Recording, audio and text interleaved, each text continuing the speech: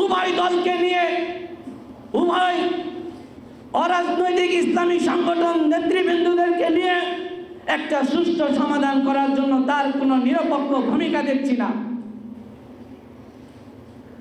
আপনারা সবাই অবগত আছেন, আজকে দাওয়াতে তাবলীগের জুবায়েরপন্থী সুরাই নিজাম যেই নামের তাবলীগি মেহনত বাংলাদেশে চলতেছে, এই দাওয়াতে তাবলীগের মেহনত 5 দিনের জোট ওনারা 29 থেকে 31 থেকে এরকম 1, 2, 3, 5 দিনের জোট টঙ্গীর ময়দানে করেছিল।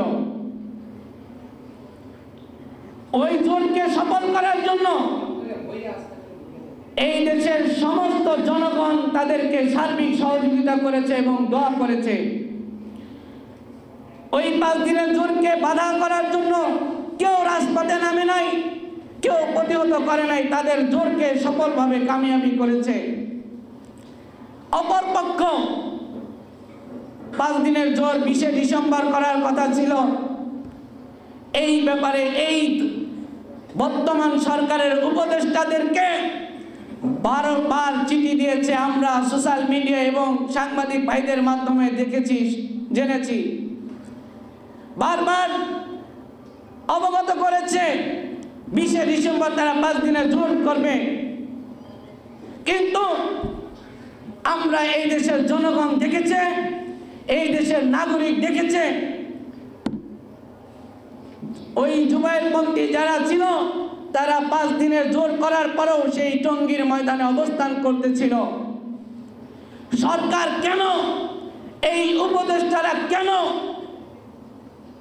এই বিষয়টাকে সমাধান করতে পারল না? টঙ্গীর ময়দানকে কেন খালি করতে পারল না? কেন আরেকটি গ্রুপকে 5 দিন জোর করার জন্য সার্বিক সহযোগিতা করা হলো না? তারা কি এই দেশের নাগরিক নয়? তারা কি এই দেশের ইসলাম স্বাধীনভাবে পালন করার কোনো ভূমিকা রাখে না? তাদেরকে দমন করার জন্য পূর্বের কিছু ব্যক্তি ঘোষণা দিয়েছিল, সেই ঘোষণা অনুযায়ী উভয় দল একটি সংঘর্ষে লিপ্ত হয়েছে, বাংলাদেশের সাধারণ মানুষ মৃত্যুবরণ করেছে। কিন্তু এর দায়ভার কে নিবে? এই দায়ভার আমি মনে করছি, আমরা মনে করছি, এই দেশের জনগণ মনে করছে এই উপদেষ্টার ব্যর্থতা আছে, ধর্ম উপদেষ্টার ব্যর্থতা আছে, স্বরাষ্ট্র উপদেষ্টার ব্যর্থতা আছে। তিনি কেন এই বিষয়গুলোকে সমাধান করতে পারল না? তিনি কেন আজকে আমাদের এই দেশের একটি ধর্মীয় অরাজনৈতিক সংগঠনকে সামনে এনে আজকে আসল যেই ঘটনাগুলো, সেই ঘটনাগুলোকে ধামাচাপা দিচ্ছে? একটি বিশেষ মহল সেই আওয়ামী লীগকে আবার পুনর্বাসন করার জন্য গভীর ষড়যন্ত্র করছে। আমরা দাওয়াতে তাবলীগের এই ইস্যুকে আমরা এরকম কোনো রাজপথে এরকম কোনো সংঘর্ষ বাজুক আমরা এই দেশের জনগণ চায় না। এটা হলো অরাজনৈতিক ধর্মীয় একটি সংগঠন। এখানে এই ধর্ম উপদেষ্টা এবং স্বরাষ্ট্র উপদেষ্টা এবং এই দেশের সরকার যারা আছে, দায়িত্বশীল আছে, উভয় গ্রুপের জামাতকে নিয়ে বসে একটি সুষ্ঠু সমাধান করবে আমি আশা করছি। এবং আমি আরো এই কথা বলছি, এই দাওয়াত তাবলীগ, এই তাবলীগ কোনো ইস্যু আমরা এই বিষয় নিয়ে রাজপথে আন্দোলন মাঙ্গা যেন বাংলাদেশে আর না হয়, আমরা এই কামনাই করছি। আমি প্রিয় সাংবাদিক ভাইদের মাধ্যমে বলতে চাই, আমাদের এই দেশে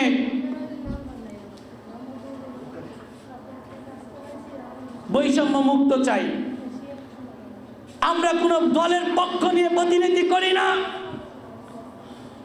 আমরা এই বৈষম্য বিরোধী নাগরিক ঐক্য শক্তি পার্টি জুলাই আগস্টের চেতনা নিয়ে আমরা রাজপথে আন্দোলন করেছিলাম, আমরা এখনো আছি। যাদের উপরে বৈষম্য হবে আমরা তাদের প্রতিনিধি কণ্ঠস্বর হয়ে আমরা কথা বলবো ইনশাআল্লাহ। এই দেশের 18 কোটি মানুষের যাদের উপরে বৈষম্য করা হবে আমরা তাদের পক্ষে, আর যারা বৈষম্য করবে আমরা তাদের বিপক্ষে। আমরা কোনো বৈষম্য বাংলাদেশে চাই না, আমরা শুধু বাংলাদেশ থেকে বৈষম্য মুক্ত চাই।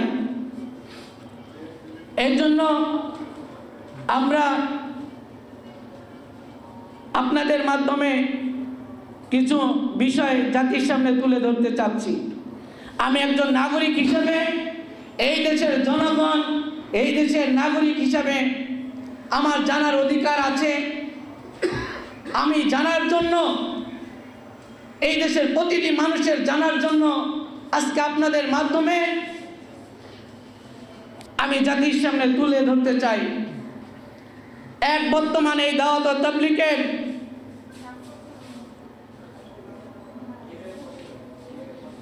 মূল জামাত কোনটি, এই বিষয়টি জাতির সামনে ক্লিয়ার করতে হবে।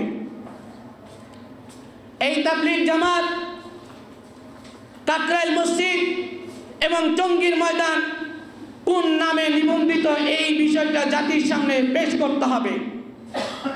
এই দেশের জনগণকে জানাতে হবে এই কাকরাইল মসজিদ, এই টঙ্গীর ময়দান এর মূল সেন্টার মার্কাজ কোন জায়গায়, এইটা জাতির সামনে পেশ করতে হবে।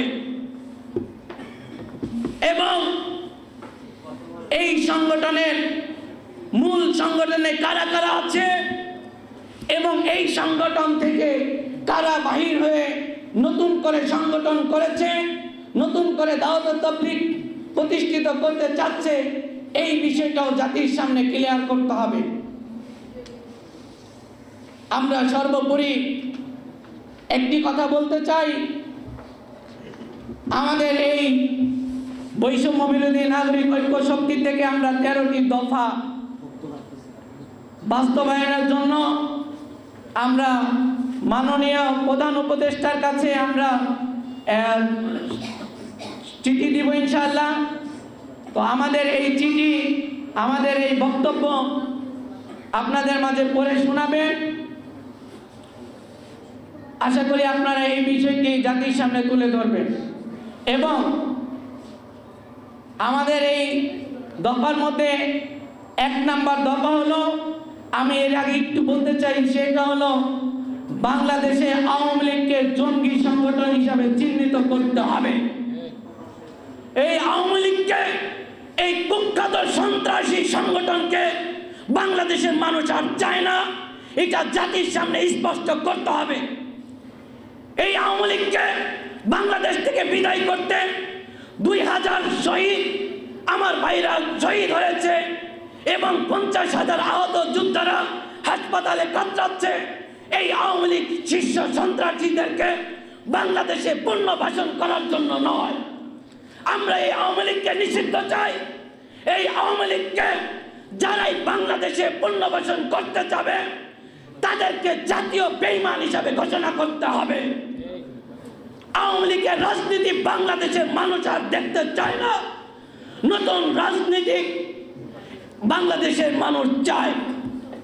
রাজনীতি নিয়ে অসুস্থ রাজনীতি বাংলাদেশের মানুষ আর চাচ্ছে না, সুস্থ ধারায় রাজনীতি বাংলাদেশের মানুষ চাচ্ছে।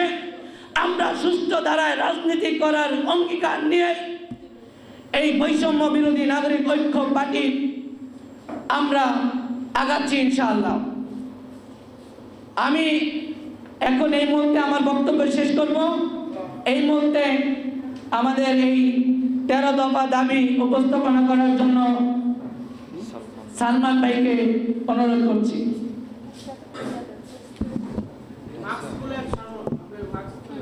না মাস্ক থাক।